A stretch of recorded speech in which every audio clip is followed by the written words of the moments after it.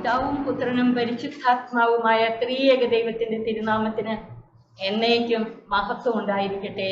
ആമേൻ. കർത്താവിനാൽ ഏറ്റവും സ്നേഹിക്കപ്പെടുന്ന പ്രിയ സഹോദരങ്ങളെ, ഇന്ന് നാം ലൂക്കായുടെ സുവിശേഷം 13-ാം അധ്യായത്തിലേക്ക് പ്രവേശിക്കുകയാണ്. 13-ാം അധ്യായത്തിൽ ഒന്നാമതായി പശ്ചാത്തപിച്ച് ദൈവത്തിലേക്ക് തിരിയേണ്ടതിന്റെ ആവശ്യകതയെ കുറിച്ച് എടുത്തു പറയുകയാണ്. 1 മുതൽ 9 വരെയുള്ള വാക്യങ്ങളിൽ 2 ദുരന്ത സംഭവങ്ങളും ഫലം തരാത്ത അത്തിവൃക്ഷത്തിന്റെ ഉപമയും എടുത്തു കാട്ടിക്കൊണ്ട് വിവരിച്ചുകൊണ്ട് അനുതപിച്ച് ദൈവത്തിലേക്ക് തിരിയേണ്ടതിന്റെ ആവശ്യകത എടുത്തു കാട്ടുന്നു. തന്റെ ശിഷ്യഗണത്തോട് മാത്രമല്ല, യഹൂദരോടും ഏവരോടുമായിട്ട് പറയുകയാണ്. ആദ്യം 2 ദുരന്ത സംഭവങ്ങൾ എടുത്തു കാട്ടി, അതിനുശേഷം ഫലം തരാത്ത അത്തിവൃക്ഷത്തെ കുറിച്ചുള്ള ഉപമ. ഈ ദുരന്ത സംഭവങ്ങളിലൂടെ പശ്ചാത്തപിച്ച് ദൈവത്തിലേക്ക് തിരിയേണ്ടതിന്റെ ആവശ്യകത എടുത്തുകാട്ടും. മാനസാന്തരപ്പെട്ട് ദൈവത്തിലേക്ക് തിരിയാൻ കിട്ടുന്ന അവസരങ്ങൾ അവസാന ക്ഷണമെങ്കിലും സ്വീകരിക്കണം എന്ന് വ്യക്തമാക്കുന്നു. ഗലീലിക്കാരായ ഏതാനും പേരുടെ ബലികളിൽ അവരുടെ രക്തം കൂടി പീലാത്തോസ് കലർത്തി ബലിയർപ്പിക്കാനായി ജെറുസലേമിലേക്ക് വന്ന ഗലീലിക്കാരിൽ ഏതാനും പേരെ പീലാത്തോസ് വധിച്ചു. ഈ വിവരം ചിലർ വന്ന് യേശുവിനെ അറിയിച്ചു. അപ്പോൾ യേശു ചോദിച്ചു, ഇവയെല്ലാം അനുഭവിച്ചത് കൊണ്ട് അവർ മറ്റെല്ലാ ഗലീലിക്കാരുടെയും കൂടുതൽ പാപികളായിരുന്നു എന്ന് നിങ്ങൾ കരുതുന്നുണ്ടോ? യേശു പറയുന്ന ഈ വാക്കുകൾ അവരുടെ ഇടയിൽ ഉണ്ടായിരുന്ന ഒരു ചിന്താഗതിയെ കർത്താവ് എടുത്തു കാട്ടുകയാണ്. ഇതുപോലുള്ള ദുരന്തങ്ങളിലൂടെയും അപകടങ്ങളിലൂടെയും ഒക്കെ മരിക്കാനിടയാകുന്നത് പാപികളാണെന്ന ഒരു ധാരണ, അവരുടെ ആ ചിന്താഗതിയെ തിരുത്തുവാൻ വേണ്ടിയാണ് യേശു ഈ ചോദ്യം ചോദിക്കുന്നത്. ഇവയെല്ലാം അനുഭവിച്ചതുകൊണ്ട് അവർ മറ്റെല്ലാ ഗലീലിക്കാരെയും കൂടുതൽ പാപികളാണെന്ന് നിങ്ങൾ കരുതുന്നുവോ? ഈ ഒരു ചിന്താഗതി യേശു അംഗീകരിക്കുന്നില്ല. യേശുവിന്റെ മറുപടി ശ്രദ്ധിക്കുക. അല്ല എന്ന് ഞാൻ പറയും. പശ്ചാത്തപിക്കുന്നില്ലെങ്കിൽ നിങ്ങൾ എല്ലാവരും അതുപോലെ നശിക്കും. പശ്ചാത്തപിച്ച് ദൈവത്തിലേക്ക് തിരിഞ്ഞാൽ രക്ഷ പ്രാപിക്കും. അത് തന്നെ വിശദീകരിക്കാൻ യേശു മറ്റൊരു ദുരന്തം കൂടെ എടുത്തു പറയുന്നു. 4 മുതലുള്ള വാക്യം. സീലോഹായിലെ ഗോപുരം ഇടിഞ്ഞു വീണ് കൊല്ലപ്പെട്ട 18 പേർ അന്ന് ജെറുസലേമിൽ വസിച്ചിരുന്ന എല്ലാവരെയും കുറ്റക്കാരായിരുന്നു എന്ന് നിങ്ങൾ വിചാരിക്കുന്നുവോ? അല്ല എന്ന് ഞാൻ പറയുന്നു. പശ്ചാത്തപിക്കുന്നില്ലെങ്കിൽ നിങ്ങൾ എല്ലാവരും അതുപോലെ നശിക്കും. അപ്പൊ ഈ 2 ദുരന്ത സംഭവങ്ങളും എടുത്തു പറഞ്ഞുകൊണ്ടാണ് യേശു എല്ലാവരെയും മാനസാന്തരത്തിലേക്ക് ക്ഷണിക്കുന്നത്. ഏറ്റവും പ്രധാന കാര്യം ആത്മാവിനെ സംരക്ഷിക്കുകയാണ്. നിത്യമായ മരണത്തിൽ നിന്ന് മോചനം നേടുകയാണ്. അതിനെന്ത് ചെയ്യണം? പശ്ചാത്തപിച്ച് ദൈവത്തിലേക്ക് തിരിയണം, യേശുവിൽ വിശ്വസിക്കണം, രക്ഷയുടെ അനുഭവത്തിലേക്ക് വരണം. മാനസാന്തരപ്പെടാനുള്ള അവസരം പ്രയോജനപ്പെടുത്തിയില്ലെങ്കിൽ എല്ലാവരും നശിക്കും. ഇത് കുറച്ചുകൂടെ ഊന്നി പറയാൻ വേണ്ടിയാണ് യേശു ഫലം തരാത്ത അത്തിവൃക്ഷത്തിന്റെ ഉപമ എടുത്തു പറയുന്നത്. അവൻ ഈ ഉപമ പറഞ്ഞു. ഒരുവൻ മുന്തിരിത്തോട്ടത്തിൽ ഒരു അത്തിവൃക്ഷം നട്ടുപിടിപ്പിച്ചു. അതിൽ പഴമുണ്ടോ എന്ന് നോക്കാൻ അവൻ വന്നു, എന്നാൽ ഒന്നും കണ്ടില്ല. അപ്പോൾ അവൻ കൃഷിക്കാരനോട് പറഞ്ഞു, 3 വർഷമായി ഞാൻ ഈ അത്തിവൃക്ഷത്തിൽ നിന്ന് ഫലം അന്വേഷിച്ചു വരുന്നു, ഒന്നും കാണുന്നില്ല. അത് വെട്ടിക്കളയുക, എന്തിന് നിലം പാഴാക്കുന്നു? 3 വർഷം കൊണ്ട് അതിന് ചെയ്തു കൊടുക്കേണ്ടതെല്ലാം ചെയ്തു, വളമിട്ടു, വെള്ളം കൊടുത്തു, എല്ലാം കൊടുത്തു. പക്ഷേ 3 വർഷമായിട്ടും ഫലം പുറപ്പെടുവിക്കുന്നില്ല. അതുകൊണ്ട് അതിനെ വെട്ടിക്കളയുക. അപ്പോൾ കൃഷിക്കാർ അവനോട് പറഞ്ഞു, യജമാനനെ, ഈ വർഷം കൂടെ അത് നിൽക്കട്ടെ, ഞാൻ അതിന്റെ ചുവട് കിളച്ചു വളമിടാം, മേലിൽ അത് ഫലം നൽകിയേക്കാം, ഇല്ലെങ്കിൽ നീ അത് വെട്ടിക്കളഞ്ഞുകൊള്ളുക. ഇസ്രായേൽ ജനത്തെയാണ് ഈ അത്തിവൃക്ഷത്തോട് ഉപമിച്ചിരിക്കുന്നത്. ഫലം പുറപ്പെടുവിക്കാത്ത അത്തിവൃക്ഷം എന്ന് പറഞ്ഞേക്കുന്നത് മാനസാന്തരത്തിന്റെ ഫലം പുറപ്പെടുവിക്കാത്തവർ. അനുതപിച്ച് യേശുവിൽ വിശ്വസിച്ച് ദൈവരാജ്യത്തിന്റെ ഫലം പുറപ്പെടുവിക്കണം. മാനസാന്തരത്തിനുള്ള അവസാന ക്ഷണമെങ്കിലും പ്രയോജനപ്പെടുത്തുക. അല്ലെങ്കിൽ അന്ത്യവിധിയിൽ വെട്ടി തീയിൽ എറിയപ്പെടും, നശിപ്പിക്കപ്പെടും. വെട്ടിക്കളയുക, നശിക്കും. ഇതൊക്കെ അന്ത്യവിധിയോട് അനുബന്ധിച്ചുള്ള ശിക്ഷാവിധിയെയാണ് സൂചിപ്പിക്കുന്നത്. ഇന്ന് നമ്മളോട് പറയുകയാണ്, മാനസാന്തരപ്പെട്ട് വിശ്വാസത്തിൽ നവീകരിക്കപ്പെട്ട് ക്രിസ്തു ശിഷ്യത്വത്തിന്റെ മൂല്യങ്ങളിൽ വളർന്ന് ദൈവരാജ്യത്തിന്റെ അവകാശികളായി ദൈവരാജ്യത്തിന്റെ ഫലം പുറപ്പെടുവിക്കണം.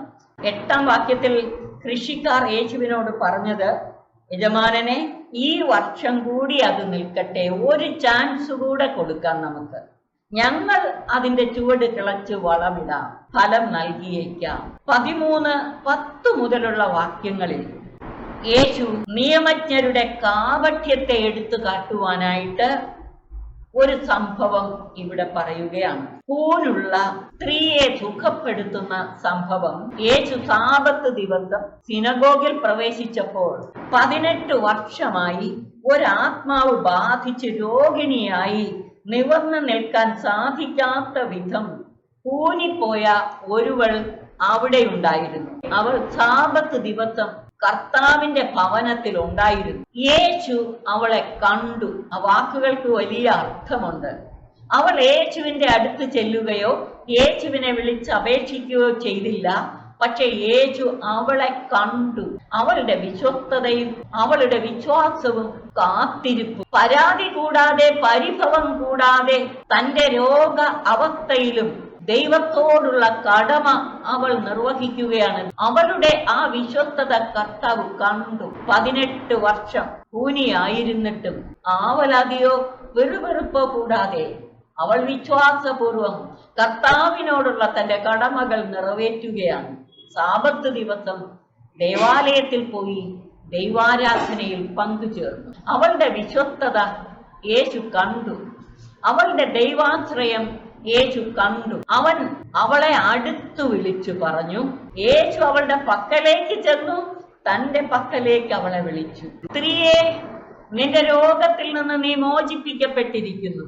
അവൻ അവളുടെ മേൽ കൈകൾ വെച്ചു. യേശുവിന്റെ തിരുമൊഴികളും ദിവ്യ സ്പർശനവും. യേശുവിൽ നിന്ന് ശക്തി പുറപ്പെട്ടു. തൽക്ഷണം അവൾ നിവർന്നു നിന്ന് ദൈവത്തെ സ്തുതിച്ചു. ഇതുവരെ കൂനി നിന്ന് ദൈവത്തെ സ്തുതിച്ചു. ഇപ്പോൾ അവൾ ആനന്ദത്തോടെ നിവർന്നു നിന്ന് ദൈവത്തെ സ്തുതിക്കുകയാണ്. നേരത്തെ കൂനിയ അവസ്ഥയിൽ തമ്പുരാന്റെ തിരുമുഖത്തേക്ക് നിവർന്നു നോക്കാൻ കഴിയില്ല. ഉന്നതത്തിലേക്ക് കണ്ണുകൾ ഉയർത്തി ദൈവത്തിന്റെ തിരുമുഖത്ത് ദൃഷ്ടി ഉറപ്പിക്കാൻ അവൾക്ക് സാധിക്കില്ലായിരുന്നു. ഇപ്പോൾ കർത്താവ് അവളെ സുഖപ്പെടുത്തിയപ്പോൾ അവള് ശിരസുയർത്തി കണ്ണുകൾ ദൈവ സന്നിധിയിലേക്ക് ഉയർത്തി തിരുമുഖത്ത് ദൃഷ്ടി ഉറപ്പിച്ചുകൊണ്ട് ദൈവത്തെ സ്തുതിച്ചു. ബാഹ്യമായ അർത്ഥത്തിലല്ല, ഇതിന്റെ അന്തരാർത്ഥം ധ്യാനിക്കണം.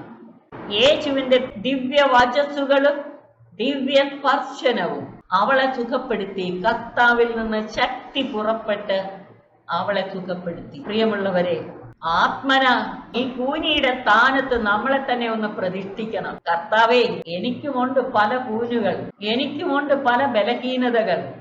എന്റെ നാഥ, നീ എന്നെ കാണണമേ, എന്റെ പക്കലേക്ക് കടന്നു വരണമേ, എന്നെ തൊട്ട് സുഖപ്പെടുത്തണമേ.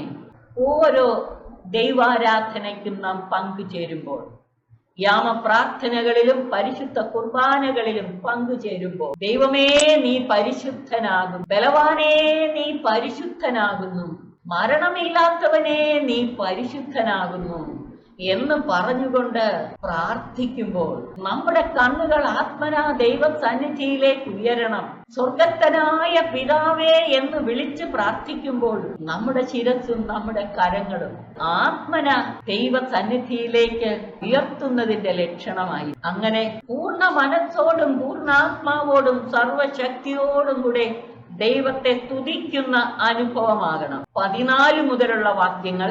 യേശു സാബത്തിൽ രോഗം സുഖപ്പെടുത്തിയതിൽ കോപിച്ച് സിനഗോഗ് അധികാരി ജനങ്ങളോട് പറഞ്ഞു, ജോലി ചെയ്യാവുന്ന 6 ദിവസങ്ങളുണ്ട്. ആ ദിവസങ്ങളിൽ വന്ന് രോഗശാന്തി നേടിക്കൊള്ളുക. സാബത്ത് ദിവസം പാടില്ല. ഊനുള്ള സ്ത്രീയെ സുഖപ്പെടുത്തുന്ന സംഭവം പറഞ്ഞപ്പോൾ ഞാൻ തുടക്കത്തിൽ പറഞ്ഞിരുന്നു, നിയമജ്ഞരുടെ കാപഠ്യത്തെ എടുത്തു കാട്ടുന്ന ഒരു സംഭവമാണിതെന്ന്. അവരുടെ കാപട്യമാണ് നമ്മൾ ഇവിടെ കാണുന്നത്. ആ സ്ത്രീയോട് പറഞ്ഞത്, ജോലി ചെയ്യാവുന്ന 6 ദിവസങ്ങളുണ്ട്, ആ ദിവസങ്ങളിൽ വന്ന് രോഗസൗഖ്യം നേടിക്കൊള്ളുക, സാബത്ത് ദിവസം പാടില്ല. 15-ാം വാക്യം. അപ്പോൾ കർത്താവ് പറഞ്ഞു, കപടനാട്യക്കാരെ, നിങ്ങൾ ഓരോരുത്തരും സാബത്തിൽ കാളയെയോ കഴുതയെയോ തൊഴുത്തിൽ നിന്ന് അഴിച്ചു വെള്ളം കുടിപ്പിക്കാൻ കൊണ്ടുപോകുന്നില്ലേ? 18 വർഷം സാത്താൻ ബന്ധിച്ചിട്ടിരുന്നവളായ അബ്രഹാത്തിന്റെ ഈ മകളെ സാബത്ത് ദിവസം അഴിച്ചു വിടേണ്ടതില്ലെന്നോ? സാബത്ത് ദിവസം മൃഗങ്ങളെ അഴിച്ചു പുറത്തു കൊണ്ടുപോയി വെള്ളം കൊടുക്കാം, ഭക്ഷണം കൊടുക്കാം. പക്ഷേ ഈ അബ്രഹാത്തിന്റെ പുത്രിയെ 18 വർഷമായി സാത്താൻ ബന്ധിച്ചിട്ടിരുന്ന ഈ അബ്രഹാത്തിന്റെ പുത്രിയെ സാബത്ത് ദിവസം അഴിച്ചു വിടരുതെന്നോ? എന്തുകൊണ്ടാണ് ഇവളെ അബ്രഹാത്തിന്റെ പുത്രി എന്ന് വിളിച്ചത്? അവളുടെ വിശ്വാസമാണ്. അതുകൊണ്ടാണ് അബ്രഹാത്തിന്റെ പുത്രി എന്ന് ഈ സ്ത്രീയെ, കൂനിയെ കർത്താവ് വിളിച്ചിരിക്കുന്നത്. അബ്രഹാം വിശ്വാസികളുടെ പിതാവാണല്ലോ. അതുപോലെ ഈ സ്ത്രീ കൂനിയായിട്ടും തന്റെ കുറവും രോഗത്തിന്റെ ക്ലേശവും അനുഭവിച്ചിട്ടും ദൈവത്തോടുള്ള തന്റെ കടമ വിസ്മരിക്കുന്നില്ല.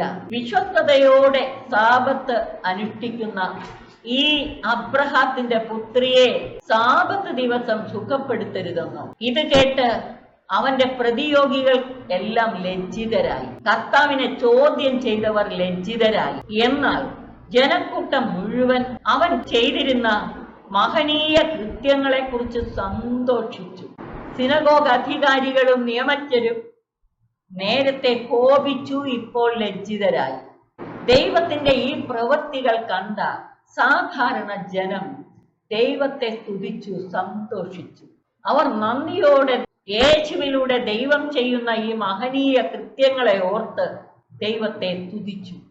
മുകളിൽ പറഞ്ഞ പശ്ചാത്തപിക്കുന്നില്ലെങ്കിൽ എല്ലാവരും നശിപ്പിക്കപ്പെടും. മാനസാന്തരത്തിനുള്ള അവസാന ക്ഷണമെങ്കിലും സ്വീകരിക്കുന്നില്ല എങ്കിൽ വെട്ടി തീയിലെറിയപ്പെടും. ചുരുക്കി പറഞ്ഞാൽ 13:1 മുതൽ 17 വരെയുള്ള വാക്യങ്ങൾ മാനസാന്തരപ്പെട്ട് ദൈവത്തിലേക്ക് തിരിയാനും ദൈവത്തിന്റെ കരത്തിന്റെ പ്രവൃത്തികൾ കണ്ട് ദൈവത്തെ സ്തുതിച്ചു, സന്തോഷിച്ചു.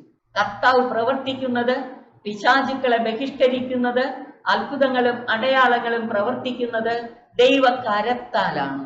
By the finger of the Lord. ദൈവകരത്താൽ, ദൈവത്തിന്റെ തിരുവിരൽ കൊണ്ട്, അഥവാ പരിശുദ്ധാത്മാവിനാൽ.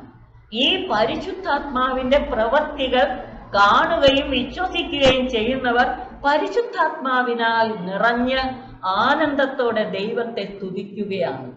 എന്നാൽ അതിനെതിരെ കണ്ണുകൾ അടയ്ക്കുന്നവർ, ചെവി അടച്ചു കളയുന്നവരോ ലജ്ജിച്ചു പിന്മാറേണ്ടി വരും. അവസാന ദിനത്തിൽ ലജ്ജിച്ചു പിന്മാറേണ്ടി വരും. 13, 18 മുതൽ 21 വരെയുള്ള വാക്യങ്ങളിൽ 2 ഉപമകളാണ് പറയുന്നത്. കടുകുമണിയുടെയും പുളിമാവിന്റെയും ഉപമ.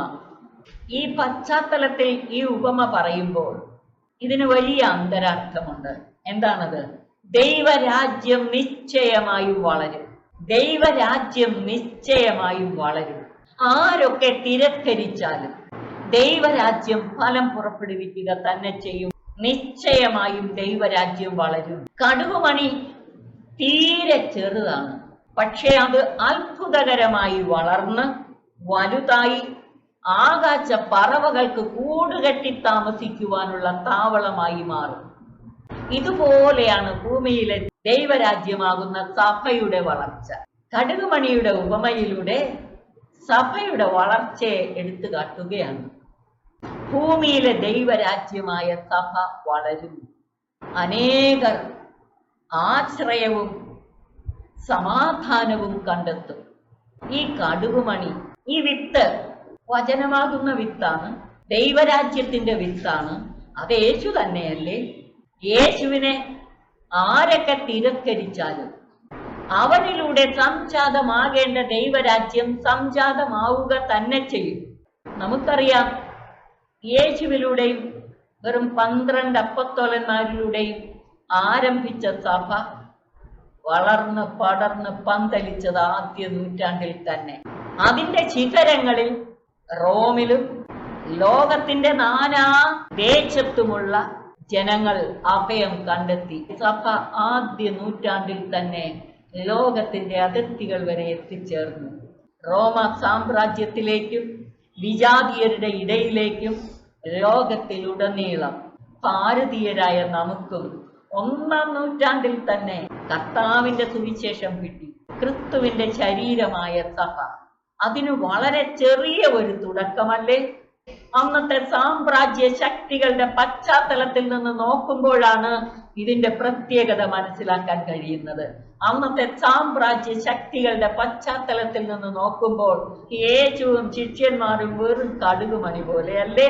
അവർ പക്ഷേ സാമ്രാജ്യ ശക്തികളെയെല്ലാം കീഴടക്കി വളർന്ന് പടർന്ന് പന്തലിച്ചു. പ്രിയമുള്ളവരെ, ഇതുപോലെ യേശുവിന് വേണ്ടി നിലകൊള്ളാൻ, ദൈവജനത്തെ പുനരുദ്ധരിക്കാൻ, ലോകത്തെ തിന്മയുടെ ബന്ധനത്തിൽ നിന്ന് മോചിപ്പിച്ച് ഏതെല്ലാം അന്ധകാര ശക്തികൾ സഭയെ പീഡിപ്പിക്കാൻ തുടങ്ങിയാലും കർത്താവിന്റെ തിരുമുൻപിൽ വിശ്വസ്തയോടെ വ്യാപരിക്കുന്ന ഏതാനും ചിലരെങ്കിലും ഉണ്ടെങ്കിൽ തീർച്ചയായിട്ടും അവരിലൂടെ സഭയുടെ വിജയം ദൈവം നേടിയെടുക്കും. കാരണം അതിന്റെ മൂലക്കല്ലും അടിസ്ഥാനവും ആരാ? ക്രിസ്തുവാണ്. ഈ പാറമേൽ പണിത ഭവനമാണ് സഭ. അതിനെ ആർക്കും തകർക്കാൻ കഴിയില്ല. ഒരു ശിഷ്ടഭാഗം നന്മയുടെ അവശേഷിപ്പ് എപ്പോഴും ലോകത്തിൽ ദൈവം നിലനിർത്തും. തനിക്ക് വേണ്ടി ദൈവം നിലനിർത്തും. അവരിലൂടെ സഭയെ ദൈവം തീർച്ചയായിട്ടും വളർത്തും. അത് ഏതെല്ലാം പ്രതിസന്ധികളിലൂടെ കടന്നു പോയാലും പീഡിപ്പിക്കും തോറും തഴച്ചു വളരും. ഈ ഒരു ബോധ്യം നമുക്കുണ്ടാകണം. യേശു ഈ ഉപമയിലൂടെ പറഞ്ഞു വെക്കുന്നത് അതാണ്, കടുകുമണിയുടെ ഉപമയിലൂടെ. അപ്പോൾ യേശുവിലൂടെ പുനരുദ്ധരിക്കപ്പെടുന്ന ദൈവജനം ലോകം മുഴുവനിലും വ്യാപിച്ച്, ലോകം മുഴുവനിലുമുള്ള ജനം അതിന്റെ ചിറകിൻ കീഴിൽ, അതിന്റെ ശാഖകളിൽ സംരക്ഷണം കണ്ടെത്തും, വിശ്രമം കണ്ടെത്തും, ആശ്വാസം കണ്ടെത്തും. ലൂക്കായുടെ സുവിശേഷത്തിൽ പറയുന്ന ഈ വ്യാപ്തി അപ്പസ്തോല പ്രവർത്തനങ്ങളിൽ പല പ്രാവശ്യം ആവർത്തിച്ചിട്ടുണ്ട്. വചനത്തിന്റെ വ്യാപ്തി, the spread of the word through the power of the spirit. ആത്മാവിന്റെ ശക്തിയാൽ വചനം വ്യാപിക്കുന്നത്, പ്രതിസന്ധികളുടെ നടുവിലൂടെ വചനം വ്യാപിക്കുന്നത് അപ്പസ്തോല പ്രവർത്തനം പറയുന്നു.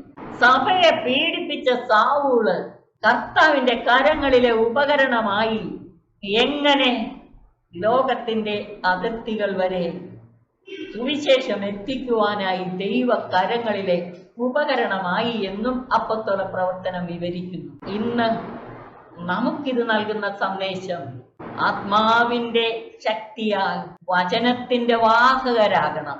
അതുവഴി സഭയെ പണിതുയർത്തുവാൻ കർത്താവ് നമ്മെ ക്ഷണിക്കുകയാണ്. ഈ തിരുവചന ഭാഗം യേശു അന്നത്തെ പശ്ചാത്തലത്തിൽ പ്രസംഗിക്കുമ്പോൾ ഒന്നാമതായി അത് യഹൂദ നേതൃത്വത്തിന്, നിയമജ്ഞര്, ഫരിസേയര് അവരെ മാനസാന്തരത്തിലേക്ക് ക്ഷണിക്കുകയാണ്. രണ്ടാമതായി ക്രിസ്തു ശിഷ്യർക്ക് എല്ലാ വശത്തു നിന്നും പീഡനങ്ങൾ വന്നാലും ഭയപ്പെടേണ്ട കാര്യമില്ല. വചനത്തിലൂടെ, വചനമാകുന്ന വിത്തിലൂടെ ദൈവരാജ്യം ഭൂമിയിൽ വളരും. സഭ തഴച്ചു വളരുക തന്നെ ചെയ്യും. അത് വളർന്ന് പടർന്ന് പന്തലിക്കും. ചിലപ്പോ ഏതാനും പേരെ കാണുള്ളൂ കർത്താവിന്റെ പക്ഷത്ത് നിൽക്കാൻ. അവര് പീഡിപ്പിക്കപ്പെട്ടേക്കാം, എന്നാലും ഭയപ്പെടേണ്ട കാര്യമില്ല. 20-21 വാക്യങ്ങൾ പുളിപ്പിനെ കുറിച്ചാണ്. ദൈവരാജ്യത്തെ എന്തിനോടാണ് ഞാൻ ഉപമിക്കേണ്ടത്? ഒരു സ്ത്രീ 3 അളവ് മാവിൽ അത് മുഴുവൻ പുളിക്കുവോളം ചേർത്ത് വെച്ച പുളിപ്പ് പോലെ ആ മാവിനെ മുഴുവൻ പുളിപ്പിക്കാൻ ഒരു ശകലം പുളിപ്പ് മതി. ഇതുപോലെയാണ് ദൈവരാജ്യം. എല്ലാവരും ഈ ദൈവരാജ്യം സ്വീകരിച്ചില്ലെങ്കിലും ദൈവരാജ്യത്തിന്റെ ഫലം പുറപ്പെടുവിക്കുന്ന ഏതാനും പേരെങ്കിലും കാണും. അവരിലൂടെ ദൈവരാജ്യം വളരും. കാരണം എന്താ? യേശുവിലൂടെ നൽകപ്പെട്ട സുവിശേഷമാണ് ഈ പുളിപ്പ്. ലോകത്തെ മുഴുവനും പുളിപ്പിക്കുക തന്നെ ചെയ്യും. നമ്മളൊക്കെ ഒന്ന് ഉണർന്നെഴുന്നേറ്റെങ്കിൽ എത്രയോ പെട്ടെന്ന് ലോകം മുഴുവൻ സുവിശേഷ ചൈതന്യത്താൽ നിറയുമായിരുന്നു. ഈ രക്ഷയുടെ ദിവ്യ സന്ദേശം ഭൂമിയുടെ അതിർത്തികൾ വരെ എത്തിക്കാനുള്ള ധർമ്മം വിശുദ്ധതയോടെ നിറവേറ്റുന്ന ഏതാനും ചിലരെങ്കിലും ഉണ്ടായാൽ തീർച്ചയായിട്ടും ഈ സുവിശേഷം വ്യാപിക്കുക തന്നെ ചെയ്യും. 13:22 മുതൽ 30 വരെയുള്ള വാക്യങ്ങൾ ശിഷ്യർക്ക് നൽകുന്ന ദൈവരാജ്യ പ്രബോധനമാണ്. യേശു പട്ടണങ്ങളിലും ഗ്രാമങ്ങളിലും പഠിപ്പിച്ചുകൊണ്ട് ജെറുസലേമിലേക്ക് യാത്ര ചെയ്യുകയായിരുന്നു. നമ്മളും ഇപ്രകാരമാണ് പോകേണ്ടത്. പട്ടണങ്ങളിലും ഗ്രാമങ്ങളിലും കടന്നു പോകുന്ന പ്രദേശങ്ങളിലെല്ലാം കർത്താവിനെ പ്രഘോഷിച്ചുകൊണ്ട്, പ്രഘോഷണത്തിന്റെ വിഷയം എന്താണ്? യേശു ക്രിസ്തു, അവന്റെ വചനവും. യേശു കടന്നു പോകവേ ഒരുവൻ യേശുവിനോട് ചോദിച്ചു, കർത്താവേ, രക്ഷ പ്രാപിക്കുന്നവർ ചുരുക്കമാണോ? അവൻ അവരോട് പറഞ്ഞു, ഇടുങ്ങിയ വാതിലിലൂടെ പ്രവേശിക്കുവാൻ പരിശ്രമിക്കും. മത്തായി എഴുതിയ സുവിശേഷത്തിൽ 2 വാതിലുകളെ കുറിച്ച് പറഞ്ഞു. ഇടുങ്ങിയ വാതിലും വിശാലമായ വാതിൽ. അനേകർ പ്രവേശിക്കുന്നത് വിസ്തൃതമായ വാതിലിലൂടെ. ഇടുങ്ങിയ വാതില് തെരഞ്ഞെടുക്കാൻ അധികമാരും താല്പര്യപ്പെടില്ല. പക്ഷെ രക്ഷ പ്രാപിക്കുന്നവർ ആരാണ്? ഇടുങ്ങിയ വാതിലിലൂടെ പ്രവേശിച്ച് വീതി കുറഞ്ഞ വഴിയിലൂടെ പോകുന്നവരാണ് രക്ഷ പ്രാപിക്കുന്നത്. ഇടുങ്ങിയ വഴിയിലൂടെ പോകണം എന്നാണ് യേശു പഠിപ്പിച്ചത്. ഇവിടെ രക്ഷ പ്രാപിക്കുന്നവർ ചുരുക്കമാണോ എന്ന് ചോദിച്ചപ്പോൾ കർത്താവ് പറഞ്ഞ മറുപടി, ഇടുങ്ങിയ വാതിലിലൂടെ പ്രവേശിക്കുവാൻ പരിശ്രമിക്കുവിൻ. ഇടുങ്ങിയ വാതിൽ മാനസാന്തരത്തിന്റെ വഴിയാണ്. പ്രയാസമുള്ള വഴിയാ. പശ്ചാത്തപിച്ച് ജീവിതം നവീകരിക്കണം. ഞാൻ നിങ്ങളോട് പറയുന്നു, അനേകം പേർ പ്രവേശിക്കാൻ ശ്രമിക്കും, എന്നാൽ അവർക്ക് സാധിക്കുകയില്ല. കാരണം എന്താ? മാനസാന്തരത്തിന്റെ ഫലം പുറപ്പെടുവിച്ചുകൊണ്ടല്ല ഇവർ കടന്നു വരുന്നത്. അതുകൊണ്ട് വന്നാലും പ്രവേശിക്കത്തില്ല. 25-ാം വാക്യത്തിൽ പറയും, വീട്ടുടമസ്ഥൻ എഴുന്നേറ്റ് വാതിൽ അടച്ചു കഴിഞ്ഞാൽ പിന്നെ നിങ്ങൾ പുറത്തു നിന്ന് കർത്താവെ ഞങ്ങൾക്ക് തുറന്നു തരണമേ എന്ന് പറഞ്ഞ് വാതിൽക്കൽ മുട്ടാൻ തുടങ്ങിയാൽ അവൻ നിങ്ങളോട് പറയും, നിങ്ങൾ എവിടെ നിന്നാണെന്ന് ഞാൻ അറിയുന്നില്ല. അപ്പോൾ നിങ്ങൾ പറയും, നിന്റെ സാന്നിധ്യത്തിൽ ഞങ്ങൾ ഭക്ഷിക്കുകയും പാനം ചെയ്യുകയും ഞങ്ങളുടെ തെരുവുകളിൽ നീ പഠിപ്പിക്കുകയും ചെയ്തിട്ടുണ്ട്. എന്നാൽ അവൻ പറയും, നിങ്ങൾ എവിടെ നിന്നാണെന്ന് ഞാൻ അറിയുന്നില്ല. അനീതി പ്രവർത്തിക്കുന്ന നിങ്ങൾ എന്നിൽ നിന്ന് അകന്നു പോകുവിൻ. അനുതാപം ആവശ്യമുള്ളവർക്ക് വേണ്ടി കുറച്ചു സമയം വാതിൽ തുറന്നിട്ടിരിക്കും. ആ തുറന്നിട്ടിരിക്കുന്ന സമയത്ത് പ്രവേശിക്കണം, പിന്നെ പ്രവേശനമില്ല. എന്താണ് ഈ പറയുന്നതിന്റെ അർത്ഥം? മാനസാന്തരപ്പെട്ട് കർത്താവിലേക്ക് തിരിയാൻ ഒരു സമയം തന്നിട്ടുണ്ട്. അതാണ് ഈ ലോകത്തിലെ ജീവിതകാലം. ഈ ലോക ജീവിതകാലം മാനസാന്തരപ്പെട്ട് ദൈവത്തിലേക്ക് തിരിയാനുള്ള അവസരവും സമയവുമുണ്ട്. മരിക്കാറാകുമ്പോൾ അനുദപിക്കാം എന്ന് പറഞ്ഞിരുന്നാൽ മരണം എപ്പോൾ വരുമെന്നറിയില്ല. അതുകൊണ്ട് ഇതാണ് രക്ഷയുടെ സമയം, ഇതാണ് സ്വീകാര്യമായ സമയം. അനുദപിച്ച് യേശുവിൽ വിശ്വസിച്ച് ശിഷ്യത്വത്തിന്റെ പാതയിലൂടെ മുന്നേറണം. 13-ാം അധ്യായം 1 മുതൽ 30 വരെയുള്ള വാക്യങ്ങളും പറഞ്ഞത് അനുദപിച്ച് യേശുവിൽ വിശ്വസിച്ച് ശിഷ്യത്വത്തിലേക്ക് കടന്നു വരാൻ. യേശുവിന്റെ ജെറുസലേമിലേക്കുള്ള യാത്രയാണ് സുവിശേഷത്തിന്റെ പ്രധാന ഭാഗം. ആ പ്രധാന ഭാഗത്തിലെ ഒരു കേന്ദ്രമായ തീമാണ് ഈ 13:1 മുതൽ 35 വരെയുള്ള വാക്യങ്ങളിൽ നൽകുന്നത്. 31 മുതൽ 35 വരെയുള്ള വാക്യങ്ങൾ. അപ്പോൾ തന്നെ ചില ഫരിസേയർ അവനോട് പറഞ്ഞു, ഇവിടെ നിന്ന് പോവുക, ഹെരോദേസ് നിന്നെ കൊല്ലാൻ ഒരുങ്ങുന്നു. അവൻ പറഞ്ഞു, നിങ്ങൾ പോയി ആ കുറുക്കനോട് പറയുവിൻ, ഞാൻ ഇന്നും നാളെയും പിശാചുക്കളെ പുറത്താക്കുകയും രോഗശാന്തി നൽകുകയും ചെയ്യും. യേശു നിശ്ചയദാർഢ്യത്തോടെ മുന്നോട്ട് പോവുകയാണ്. ഫരിസേയർ കർത്താവിനെ പിന്തിരിപ്പിക്കാൻ നോക്കിയതാ. അവനെ രക്ഷപ്പെടുത്താൻ വേണ്ടി പറഞ്ഞതൊന്നുമല്ല. സഭ ക്രിസ്തുവിന്റെ തിരു രക്തത്താൽ ഉറപ്പിക്കപ്പെട്ടതാണ്. ക്രിസ്തുവാണ് അതിന്റെ മൂലക്കല്ല്. അതിനെ തകർക്കാൻ ഒരു ശക്തികൾക്കും സാധിക്കുകയില്ല.